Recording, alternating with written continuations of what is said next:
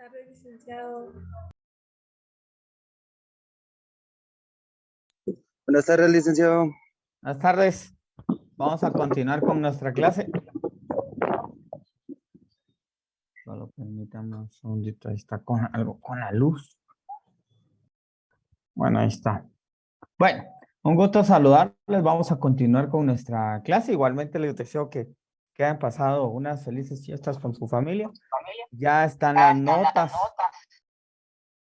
Voy a apagar el micrófono.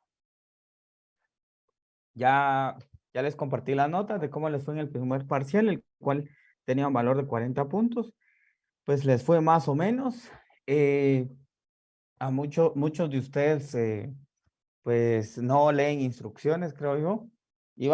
Traía unas capturas de pantalla de los exámenes, sin poner nombres, obviamente, para ejemplificar por qué es que digo yo que no siguen instrucciones. Una de las preguntas decía, explique detalladamente y con sus palabras, ¿sí? Algunos lo que hicieron fue copiar y pegar. Algunos pusieron una línea, explique detalladamente. Y la respuesta es, la sentencia consiste en protección de datos. ¿Y ya? Entonces la persona que contestó con media línea, ¿pretende que yo le ponga 5 puntos? Obviamente no, ¿verdad? Pues a lo mejor sí lo pretende, pero obviamente yo no le voy a poner 5 puntos a una respuesta tan escueta. Luego, miren, el 50% de ustedes fácilmente les digo que no leyó ese documento que yo les compartí y tristemente muchos estuvieron, digo yo, en clase realmente conectados estuvieron, pero estar en clase, prestar atención de las respuestas que muchos dieron en esas dos preguntas abiertas, puedo inferir que la gran mayoría no está poniendo atención, la gran mayoría no está viniendo a recibir clases, solamente se están conectando. Porque, por ejemplo, cuando yo pregunto eso, explique detalladamente la sentencia tal y su relación con el curso. Alguien me pone, se relaciona porque la CC tiene una página web que todos podemos consultar. Esa es su respuesta. Obviamente no leyó. Obviamente, pues, terrible. Luego, la otra pregunta, explique qué es una firma.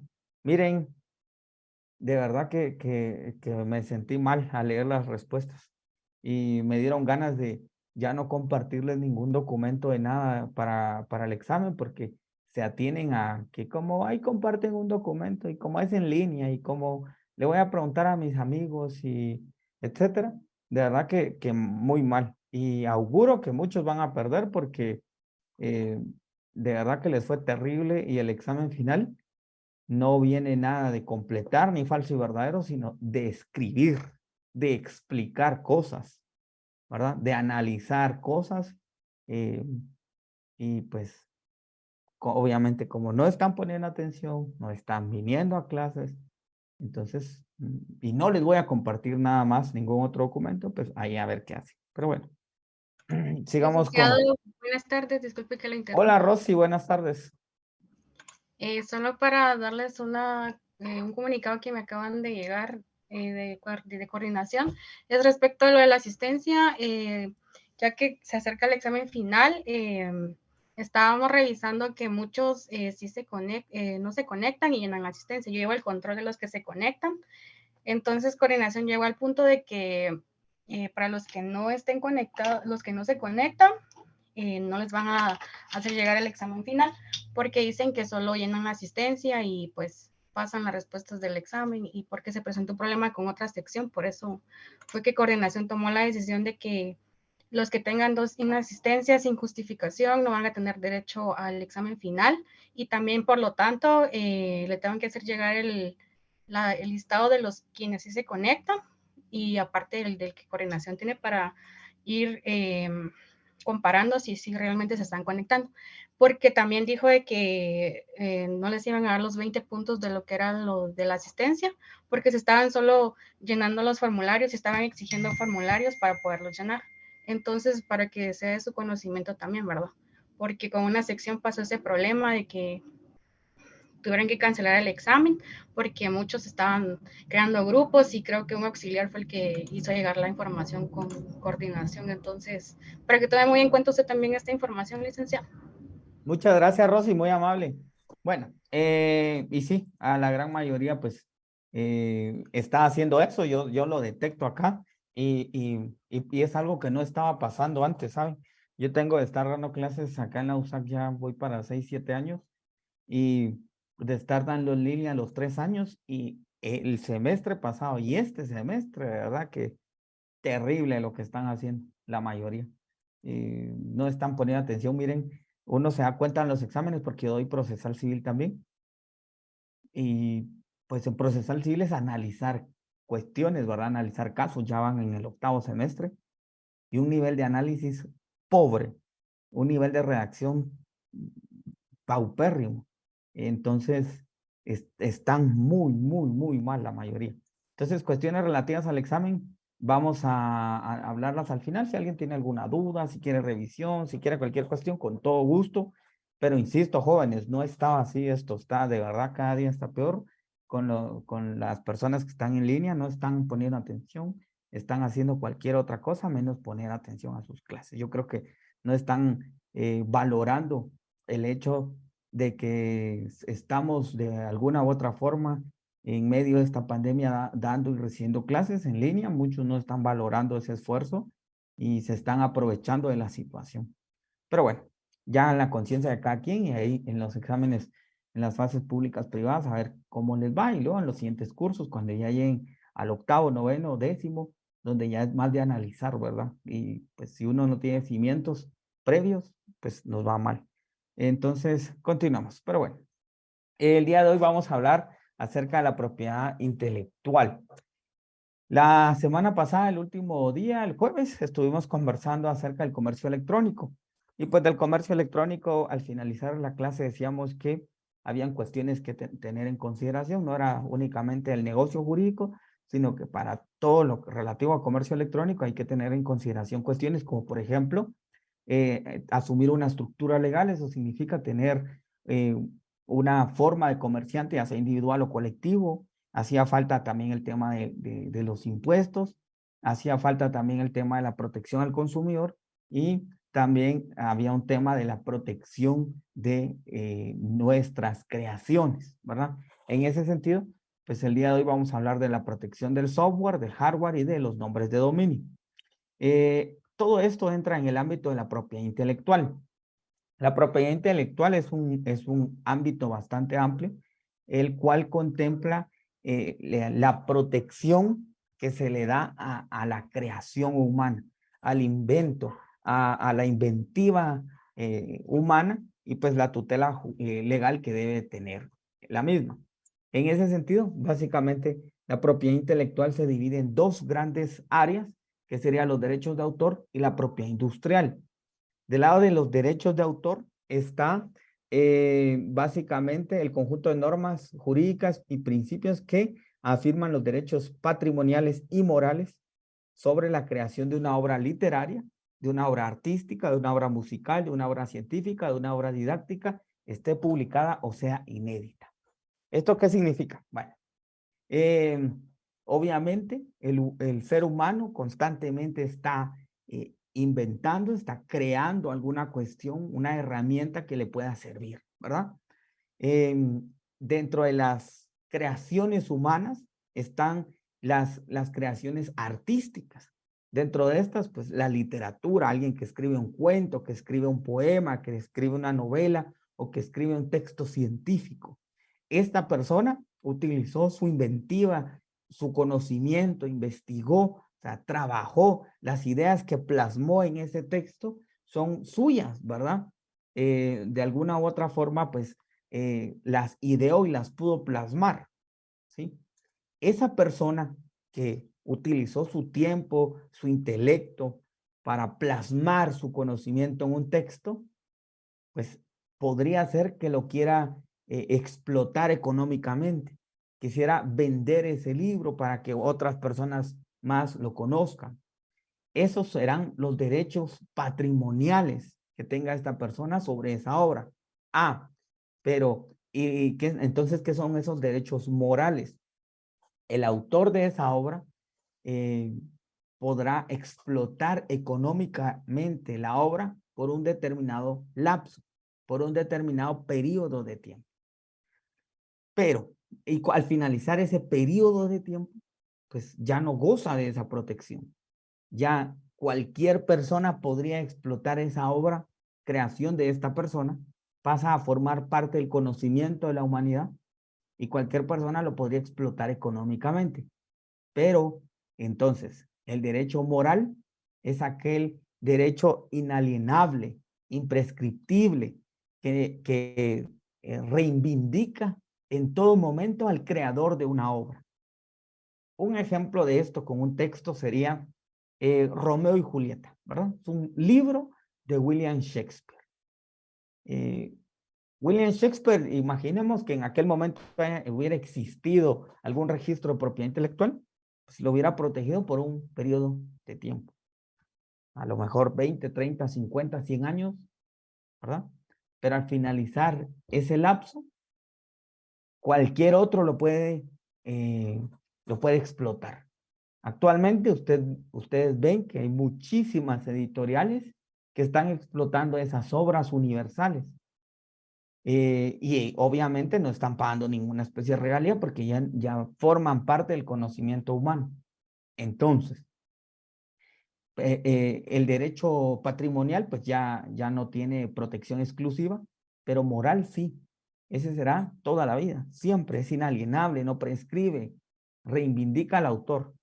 Entonces, quien esté explotando esa obra tendrá que decir siempre quién es el autor, ¿verdad? Entonces, usted va a encontrar William Shakespeare, Romeo y Julieta de editorial Porrúa, de editorial, no sé, cualquier otra. Pero todas dirán autor William Shakespeare, porque esa reivindicación es su derecho moral. Entonces, el derecho a autor es precisamente del campo artístico, literario, musical, científico, ¿verdad? De las obras.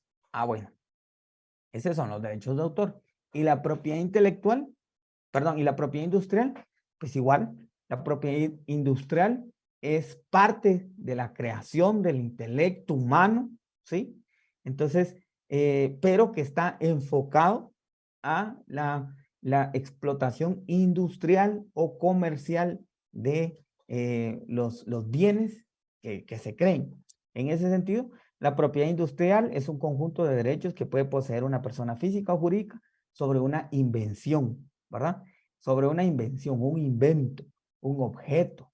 En ese sentido, un objeto tendrá una patente, ¿sí? Si usted crea, por ejemplo, imagínese, usted hubiera creado el motor de combustión por carbón, ¿verdad? Usted hubiera podido patentar ese motor, esa creación. Y luego usted crea una marca y usted dice motores Williams. Entonces esa sería su marca, ¿verdad? Entonces usted hubiera podido registrar su marca y protegerla para que no haya otro que quiera aprovecharse y registrar su comercio con su misma marca, ¿verdad? Sobre eso va la propiedad industrial, sobre marcas y sobre patentes, ¿sí? Patentes de invención. Ya voy a explicar más a detalle todo esto. Con relación a la propiedad industrial e intelectual, mejor dicho, ya goza de una protección, o mejor dicho, existe un ente internacional de Naciones Unidas, que es la Organización Mundial de Propiedad Intelectual, la OMPI, que tiene por objeto, pues, tratar de armonizar la legislación en todos los países para que todos puedan tener una legislación que proteja las obras, creación del intelecto humano. De tal cuenta, pues que muchos países del mundo tienen una regulación al respecto. En el caso de Guatemala, nuestra Constitución Política de la República, en su artículo 63, garantiza el derecho, ¿verdad?, de la expresión creadora y establece lo siguiente: el Estado de Guatemala garantiza la libre expresión creadora, apoya y estimula al científico al intelectual, al artista nacional, promoviendo su formación, superación profesional y superación económica. Entonces, es un derecho que el ciudadano guatemalteco tiene, ¿verdad? De poder expresar su intelecto, de crear alguna cuestión científica, literaria o una patente, una marca, ¿sí? Y el Estado de Guatemala le garantiza la protección, la tutela legal de esa creación, ¿verdad? Y le dice, sí, señor creador, usted tiene derechos, ¿verdad? Pero obviamente esos derechos pues tienen algunas restricciones. Ya vamos a hablar de eso al siguiente. También en Guatemala tenemos la ley, solo vamos a ver, alguien hace, solo permítame un segundito.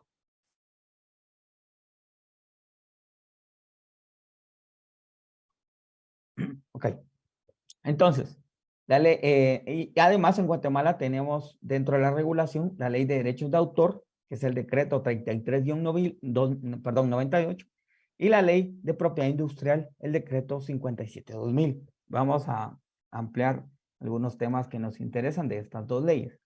Vamos a hablar de la protección jurídica del software, de los programas de ordenador, ¿sí? Ya varias veces hemos hablado de qué es un software y varias veces hemos dicho que un software es esa parte lógica, ese soporte lógico de un dispositivo. Cuando usted enciende su dispositivo, usted inicia una plataforma, un software, ¿verdad? Que tiene por objeto montar todos los demás servicios que tiene dentro de su dispositivo, ¿verdad? Digamos que si su teléfono es Android, su sistema operativo será iOS, por ejemplo. Perdón, su teléfono es un Android, su dispositivo será Samsung, digamos. Su sistema operativo será un Android. O un Apple, su sistema operativo será un iOS. O su computadora será un Windows, por ejemplo. ¿Verdad? Ese es un software. Y luego dentro del dispositivo usted tiene muchísimos más softwares, ¿verdad? Dentro de su teléfono usted a lo mejor tiene Facebook, a lo mejor tiene Instagram, WhatsApp, TikTok, ¿verdad? Cada una de estas son software. Seguramente lo que utilizamos para recibir clases, que es Zoom, ¿verdad? Seguramente usted también tiene ese software en su dispositivo. Entonces, alguien tuvo que haber creado ese software. O una o varias personas tuvieron que haber creado este software, ¿verdad? Alguna persona tuvo la intención de crear, bueno, quiero solucionar el problema de que las personas se puedan conectar y conversar, verse el rostro, hablar en tiempo real y que estén ubicados en distintos lugares geográficos. Alguien se planteó que ese era un problema que podría tener una solución y creó software, ¿verdad? Entonces, ese software que creó esa persona, para su creación, ¿sí? Para su creación, esta persona lo tuvo que haber escrito en lenguaje de programación. Lo que ustedes ven al lado izquierdo es una imagen, ¿verdad? Y lo que tenemos aquí es un lenguaje de programación, ¿sí? Entonces, esta persona escribe su software. Su software son muchas, es un texto, ¿verdad? Son letras, son líneas, son instrucciones o comandos que la computadora interpreta, ¿verdad? Y entonces el conjunto de todas esas instrucciones constituyen un software, ¿ok? Entonces quiero que se queden con eso, que un software en realidad, el creador de ese software, lo que tuvo que haber escrito son líneas o comandos de instrucción que interpretará la computadora, ¿sí? Entonces, el programador podría llegar y traer impreso todo el texto de ese software, ¿verdad? Entonces, vamos a eso. ¿Y eso tendrá protección en Guatemala? Sí, sí tiene una protección en Guatemala y vamos a analizar esa parte específicamente de la Ley de Derechos de Autor y Derechos Conexos.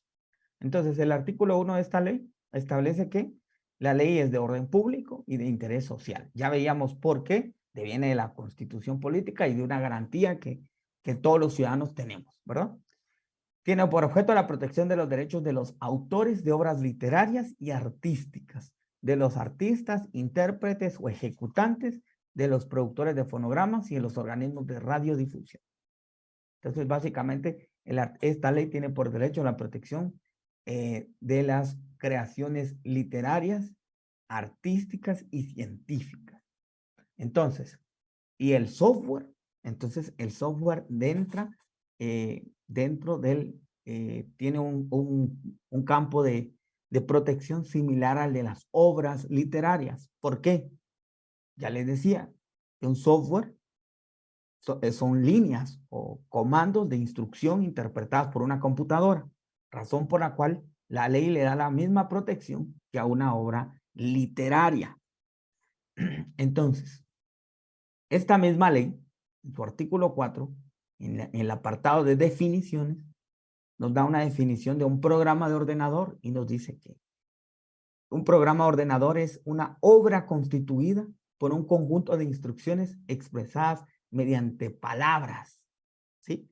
Justo lo que les decía, que un software son líneas o comandos de instrucción que interpreta la computadora. Entonces, un software son instrucciones expresadas mediante palabras, códigos, planes o en cualquier otra forma que al ser incorporadas en un soporte legible por la máquina, es capaz de hacer que un ordenador ejecute determinada tarea u obtenga determinado resultado. Digamos, usted abre en su computadora un documento de Word. ¿Sí? Usted está haciendo que todo su dispositivo funcione y traiga un procesador de palabras. Usted escribe, le da clic en imprimir y esto le da una instrucción para que lo mande a una impresora y usted obtenga una copia a papel. ¿Sí? Entonces, eso básicamente es un software que al ejecutarse hace que su computadora obtenga determinado resultado.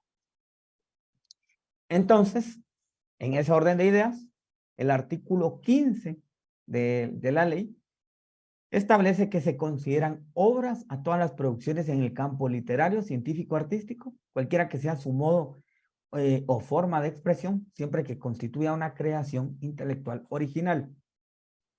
En particular, las siguientes. A, las expresadas por escrito, mediante letras, signos o marcas convencionales, incluyendo los programas de ordenador. ¿Sí? Entonces ya aquí el artículo 15 me dice, mire, en esta protección se incluye también a los programas de ordenador. ¿Sí? Los programas de computación también gozan de esta protección. Bueno, siguiendo con esto, un software también tiene dentro de su marco de protección la protección de los derechos morales y de los derechos patrimoniales. Hablemos primero de los derechos patrimoniales. Sumamente fácil. ¿Verdad? Artículo 21. Esos derechos patrimoniales son el derecho pecuniario que se le confiere al titular del derecho de autor. Las facultades de usar directa y personalmente la obra como él disponga, pudiendo ceder total o parcialmente sus derechos sobre la misma o autorizar o prohibir su utilización o explotación por terceros. Entonces, evidentemente, el que crea algo, pues muy probablemente tenga un impulso, además del aporte académico, científico, un impulso económico, patrimonial. Tiene la intención de explotar el software, venderlo, ¿verdad? Obtener ganancias del mismo. Entonces, esta persona, el creador, tiene su derecho exclusivo y él puede cederlo, ¿verdad? Él tranquilamente, y esta es una parte importante. Si usted contrata a una persona para que desarrolle un software, usted puede tener una empresa, ¿verdad? Una pastelería, digamos.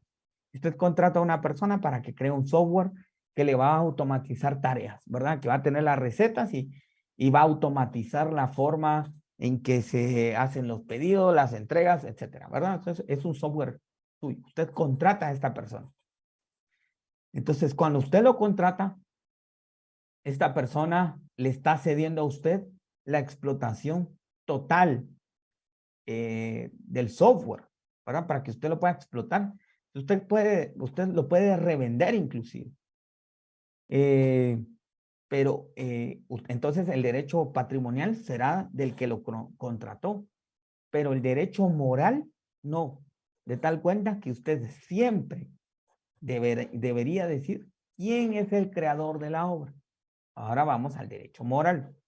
Esto está contenido en el artículo 19 y establece lo siguiente. El derecho moral del autor es inalienable, imprescriptible e irrenunciable. Inalienable, que no se lo podemos quitar, que no prescribe. Imprescriptible e irrenunciable es que él no puede renunciar. Aunque quiera, él no puede renunciar. Y comprende la facultad para reivindicar en todo el tiempo la paternidad de la obra. Siempre tendremos que decir quién es el creador de esa obra. Y en especial exigir la mención de su nombre o seudónimo como autor de la obra en todas las reproducciones y utilizaciones de ella. Oponerse a cualquier deformación, a cualquier mutilación o de cualquier modificación de la obra sin su previo o expreso consentimiento, ¿verdad? Entonces, esos son los dos derechos que tiene el creador de cualquier obra y especialmente de un software. Entonces, en Guatemala tenemos un modelo de registro que se versa que el primero en inscribirlo será el primero en derechos, ¿verdad? Entonces, el creador de la obra tendría que hacer una inscripción en el registro de la propiedad intelectual. Ya vamos a llegar a eso. El registro de la propiedad intelectual es una institución pública que tiene por objeto llevar un control, un registro de todas las obras, de las marcas, de las patentes que pues hayan sido inscritas en Guatemala y quién es su creador, con el objeto de garantizarles sus derechos morales y o patrimoniales. Entonces, cuando se inscriben estas obras en el registro de la propiedad, a partir de ese momento, gozan de una protección. Entonces, artículo 30, los programas de ordenador. Se protegen en los mismos términos que las obras literarias. Miren, clarísimo, ¿verdad? Ya me está diciendo aquí el legislador que lo va a proteger en los mismos términos que un libro. Dicha protección se extiende tanto a los programas operativos como a los programas aplicativos, ¿sí? Ya sea al sistema operativo o a las aplicaciones, ¿sí? Entonces, una aplicación también es un software, ¿verdad? Esa aplicación que es un software también entra en esta protección. Ya sea en forma de su código fuente, código objeto o cualquiera sea su forma o modo de expresión. Solo voy a apagar el micrófono. Nelson Franco no nos está poniendo atención. La documentación técnica y los manuales de uso de un programa gozan de la misma protección prevista para los programas de ordenador. Evidentemente, cuando se hace la inscripción de un software, se requiere el registro de la propiedad intelectual va a requerir que nosotros presentemos, pues, o que cumplamos con varios requisitos. Dentro de estos requisitos, además de la novedad, del uso industrial, también la documentación. Esta documentación va a servir de respaldo para garantizar de que sí es una creación nueva, ¿verdad? Dentro de la novedad, de lo novedoso. Y dentro de esta documentación técnica, obviamente, los manuales de uso del mismo. Entonces, a partir de su inscripción, esta persona tendrá una protección exclusiva del software. ¿Y por cuánto tiempo tiene una protección exclusiva? Bueno, para su protección patrimonial, ¿verdad? Porque dijimos que moral será siempre, hasta la eternidad tendremos que decir quién es el creador, pero patrimonial tiene un lapso. Entonces, el artículo 44 de la ley establece que en el caso de programas de ordenador y de las obras colectivas, el plazo de protección será de 75 años contados a partir de la primera publicación o en su defecto de la realización de la obra. Entonces, 75 años, ¿verdad? De protección exclusiva. De tal cuenta que usted podría crear un software, una aplicación hoy, inscribirla en el registro de la propiedad y usted tendrá la posibilidad de explotarlo de forma exclusiva, ¿sí? Durante 75 años, ¿sí? Entonces usted va a poder, obviamente, ya cuando ya no esté, ustedes serán sus nietos, pero de forma, o sus hijos, de forma exclusiva, pero por este lapso. ¿Y qué pasa cuando termina ese lapso? Nada, pasa a dominio público. ¿Por qué? Pasa a uso de la colectividad. Esto es bien importante, ¿verdad? El artículo 48 dice lo que les acabo de mencionar. Al vencimiento del plazo de protección, las obras pasarán a ser del dominio público. Entonces, eso que usted creó, usted lo puede explotar 75 años, ese software, 75 años. Al finalizar ese lapso, pasa a ser del dominio público. ¿Por qué? Mire, porque debe ser aprovechado por toda la humanidad. Un ejemplo de esto serían los medicamentos. Si no existieran estas limitantes, ¿usted se imagina que las farmacéuticas explotaran de forma exclusiva y para toda la eternidad un medicamento? Sería carísimo. Por eso es que existen las farmacias similares y los medicamentos genéricos. Porque el medicamento genérico, pues, es el medicamento el cual en algún momento tuvo una patente, venció, ¿verdad? Terminó el plazo y ahora pasa a ser de dominio público. Ahora todos lo podemos explotar. Entonces ese medicamento baja en su precio. Todos esos medicamentos que usted pues ha visto en estas farmacias, ¿verdad? Que me imagino que todos alguna vez hemos visitado o comprado algún producto genérico en alguna farmacia. Si no existiera esa posibilidad, las farmacéuticas tuvieran el poder absoluto de poner el precio que quieran. Y de hecho, cuando salen los productos sí lo pueden hacer, ¿verdad? Porque ellos tienen protección exclusiva. Lo vimos con las vacunas del COVID. Cada quien creó su propia versión y cada quien tiene su patente de su propia versión. De tal cuenta que ellos le podían poner el precio que ellos querían a su propio medicamento, ¿verdad?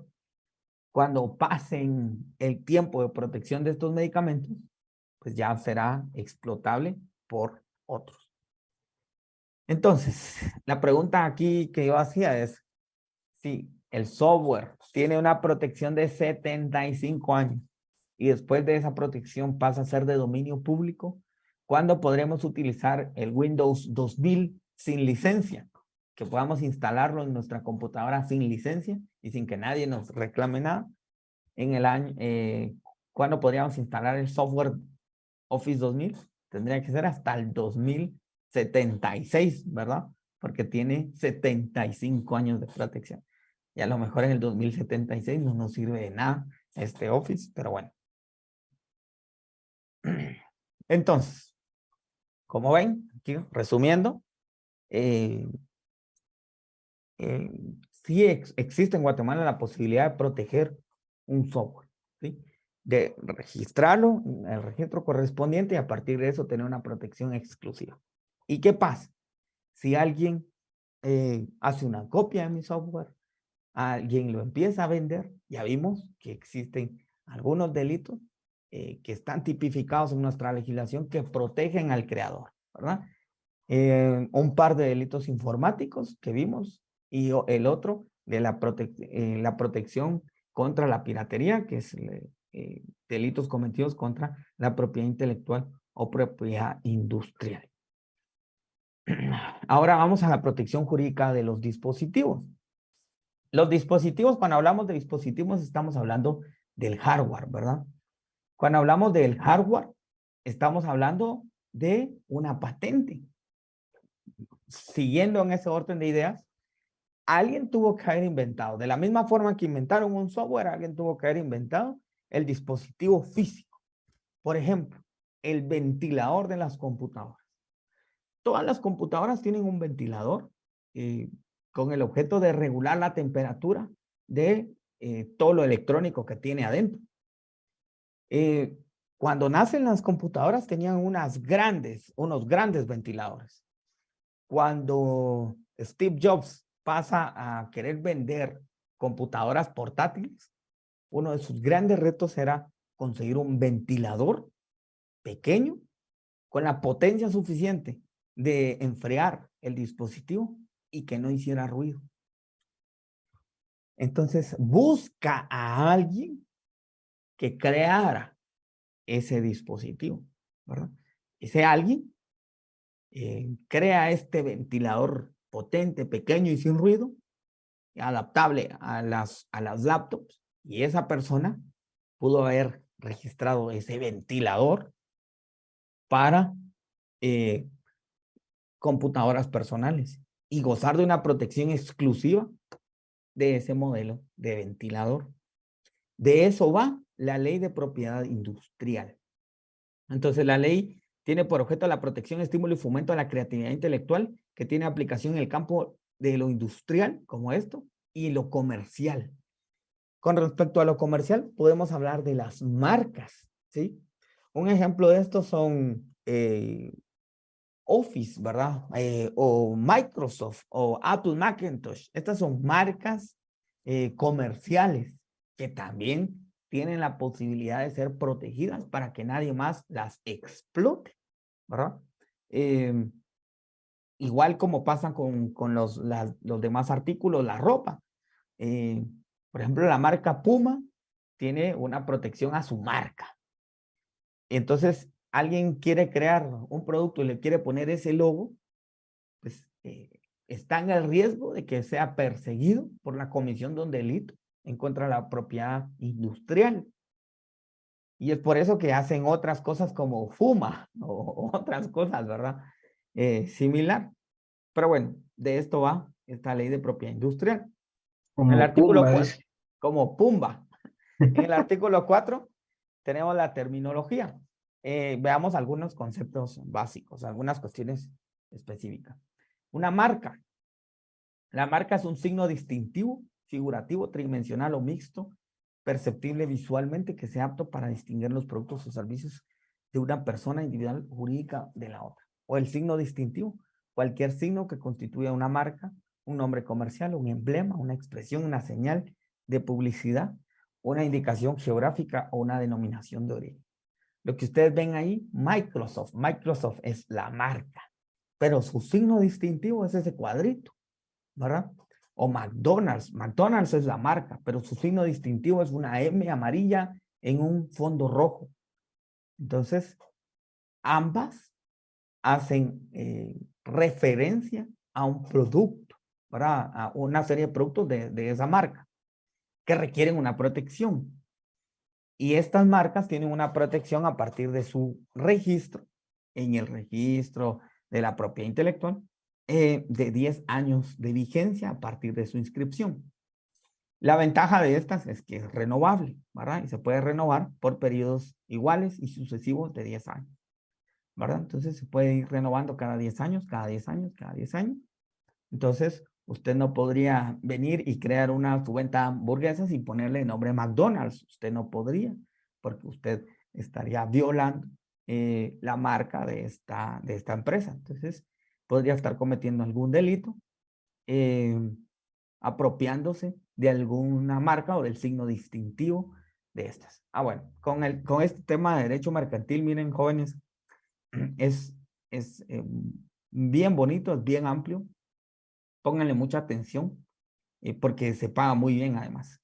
Con el signo distintivo tengo una sentencia por ahí de la Cámara Civil de la Corte Suprema de Justicia de Little Caesars, donde había otra persona que estaba utilizando un icono similar, ¿verdad? Que era un romano y también era una pizzería a pesar de que tenía un marca. Insisto, de esto pónganle mucha atención y estudienlo bastante cuando estén en la clase mercantil porque vale mucho la pena aprender. Siguiente, entonces esta ley además tiene el tema, ese fue del lado de las marcas y del lado de las patentes, Una patente es un título otorgado por el Estado que ampara el derecho del inventor y del titular respecto de una invención. Una invención, algo como por ejemplo, les decía, ese ventilador, ese disco duro, esa tarjeta madre, el floppy para leer discos, disquetes, ¿verdad? Esa tecnología del monitor, esa tecnología del mouse inalámbrico, etcétera. Todo eso, alguien lo tuvo que haber creado, alguien lo inventó y alguien tiene la posibilidad de registrarlo y tener una patente de invención. En este caso, la patente de invención tiene un plazo de 20 años a partir de la fecha de inscripción. Entonces, haga de cuenta que usted fuera el creador de los audífonos wireless, usted podría irlos a inscribir y explotar durante 20 años esta tecnología. Otro ejemplo sería los modelos de utilidad.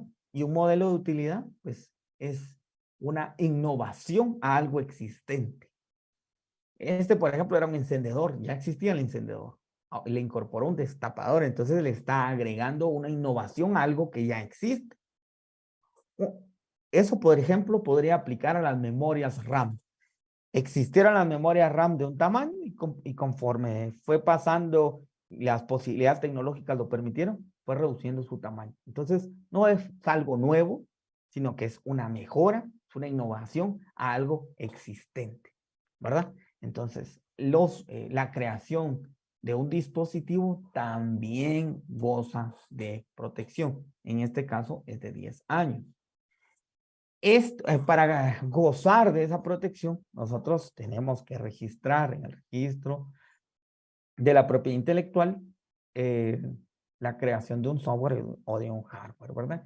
Y de una marca, de un signo distintivo, etcétera. ¿Sí? Todo eso en el registro de la propiedad intelectual. Ahora bien importante mencionar que no existe una cosa como una protección universal, ¿sí? Existe una protección local. De tal cuenta que si usted crea algo, un software o un hardware, aquí en Guatemala, quiere que goce protección en Estados Unidos, en México, en toda Centroamérica, usted tendría que hacer el trámite en cada país, porque la protección es local, regional. No existe, insisto, algo como una protección universal en este momento. ¿Sí? Eso. Ahora, para terminar con el tema, y siguiendo en el mismo orden de ideas, también es necesario la protección jurídica de los nombres de dominio. Con respecto a los nombres de dominio, dijimos que son las direcciones que identifican una página web en Internet. ¿Sí? Entonces, pero tiene relación con el tema, porque ¿qué pasa con su marca? Su marca es McDonald's y usted tiene una venta física de hamburguesas, pero en algún momento por el comercio electrónico, usted quiere llegar a redes sociales, usted quiere llegar al Internet y tener una página web con su marca. Obviamente, si usted llama McDonald's en lo físico, usted quisiera llamarse McDonald's en lo electrónico. Entonces, ¿qué pasa? También que es una protección. Existen nombres de dominio de varios rangos. Por ejemplo, cuando explicamos este tema, yo les decía, existe, por ejemplo, mcdonalds.com.gt, ¿verdad? Entonces, si McDonald's quiere tener una página web en Guatemala.gt, tendría que ir al registro de dominios que está adscrito a la Universidad del Valle, ya dijimos eso, y hacer el registro y pago correspondiente. Pero en la práctica, ¿qué pasa? Lo que pasa en la práctica es que muchas personas ocupan esos sitios de dominio de mala fe, ¿sí? Entonces, ven una marca que se está vendiendo en Estados Unidos y que posiblemente en un futuro venga a Guatemala. Entonces, van allá a la Universidad del Valle y pagan el dominio, ¿verdad? Entonces, hacen un pago para ocupar ese dominio. Y no es que ni siquiera que pongan alguna página, solamente está apartado. De tal cuenta que cuando viene esa marca y hace una búsqueda, aparece que ese sitio ya está ocupado. pero esa ocupación es de mala fe. Tiene por objeto de que el propietario real de la marca se ponga en contacto del que está ocupando de mala fe ese dominio y decirle, señor, mire, yo soy el dueño de esta marca, por favor, cédame el uso de ese sitio web. Y lo que hace esta persona es vendérselo y decirle, sí, pero le vendo el derecho, porque yo lo inscribí y se lo voy a vender. Y sacan dinero con esa mala práctica. Eso se denomina ciberocupación o cibersquatting en inglés, ¿verdad? Pero ciberocupación. Y básicamente es un abuso de la propiedad intelectual de una marca. Yo recientemente les dije que en Guatemala una marca se puede prorrogar, ¿verdad? Sin embargo, la autoridad competente, solo vamos a apagar el micrófono.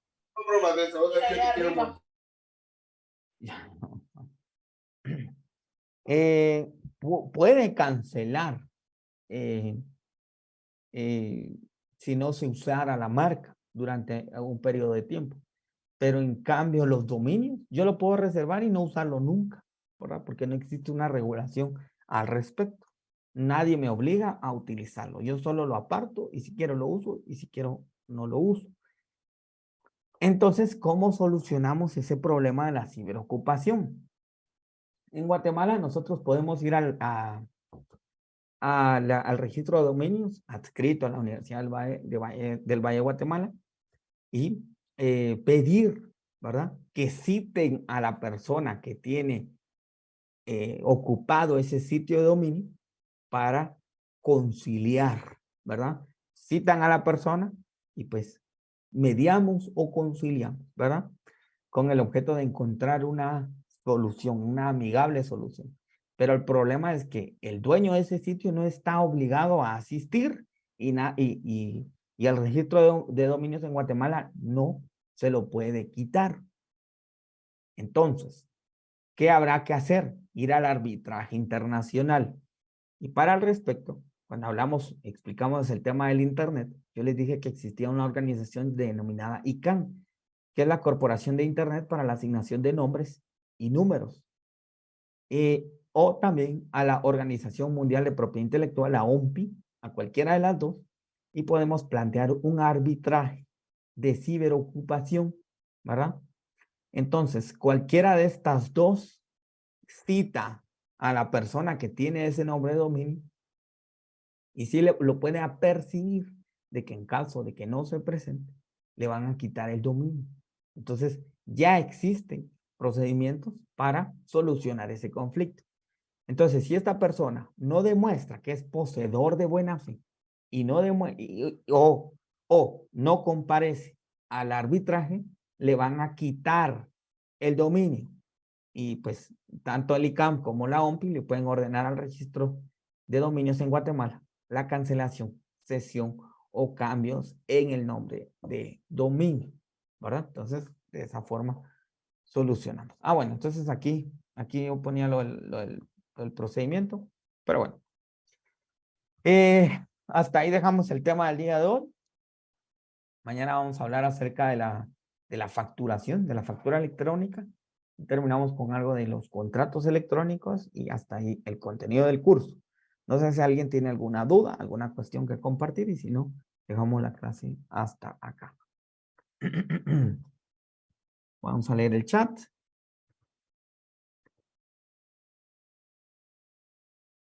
Dice, buenas tardes, yo no tengo mi apellido en el Zoom.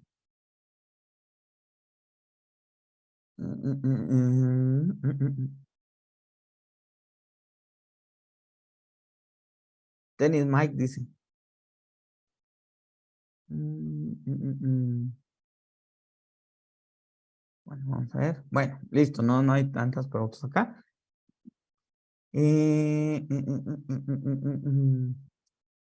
Abigail, sí, digamos que una violación podría ser esa, ¿verdad? Entonces se puede demandar El tema del día, don Edwin, ¿usted qué cree? ¿De qué hablamos hoy? Nadie le diga a don Edwin, porque es que pasa lo que estamos diciendo, ¿verdad? Que no ponen atención, pero bueno. Bueno, jóvenes, muchas gracias por su tiempo y atención. Si no tienen más dudas, nos vemos mañana primeramente, Dios. Gracias. Profe, ¿Qué manda?